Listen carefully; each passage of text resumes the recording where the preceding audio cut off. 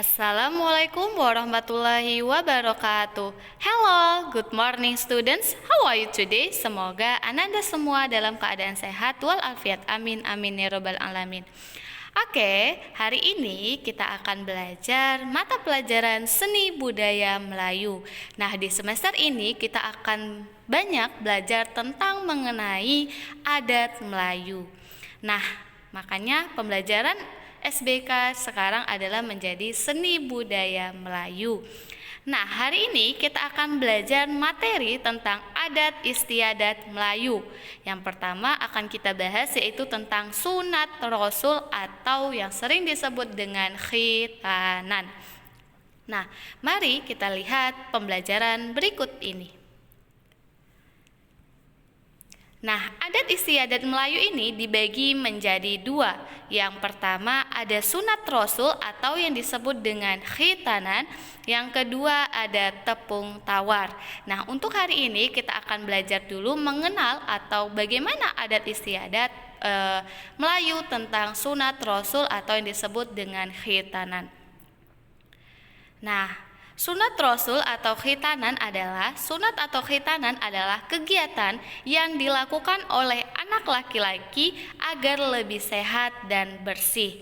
Nah, sunatan atau khitanan ini dalam agama Islam merupakan salah satu kegiatan yang harus dilakukan untuk anak laki-laki menuju ke arah akhir balik atau anak yang memasuki masa remaja dan selanjutnya dewasa. Nah, itulah yang harus sudah sunat. Nah, dari usia berapa ustazah? Dari usia anak laki-laki yang berusia 6 sampai 12 tahun. Itu sudah harus disunat.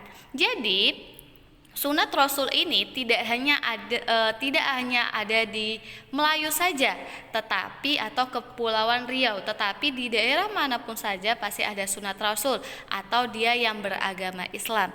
Jadi sunat rasul ini dilakukan oleh dalam agama Islam.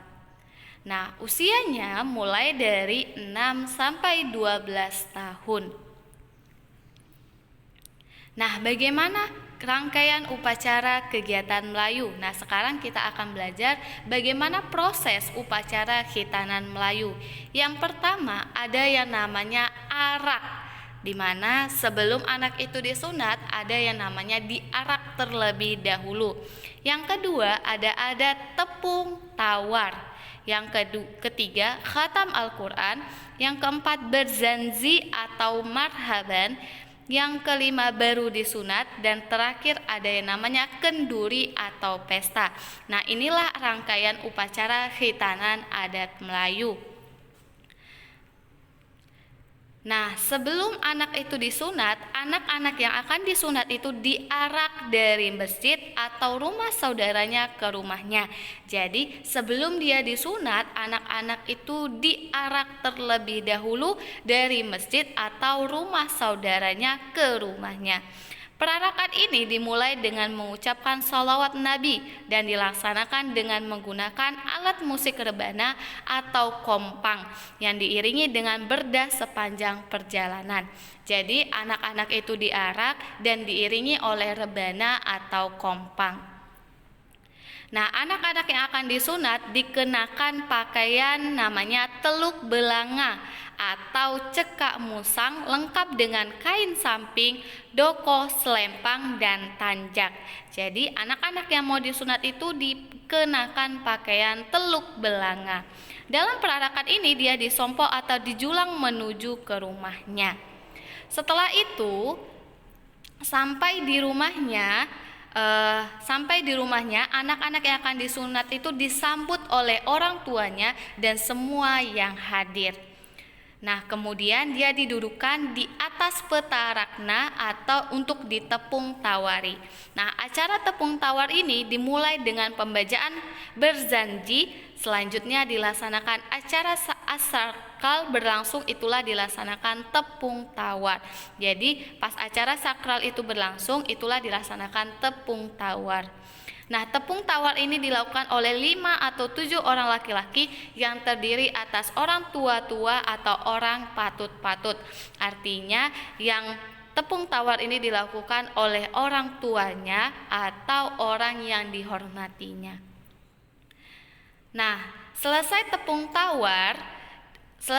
tawar dilakukan acara doa selamat. Inti acara doa selamat itu ialah memohon keselamatan bagi anak-anak yang akan disunat kepada Allah Subhanahu wa taala.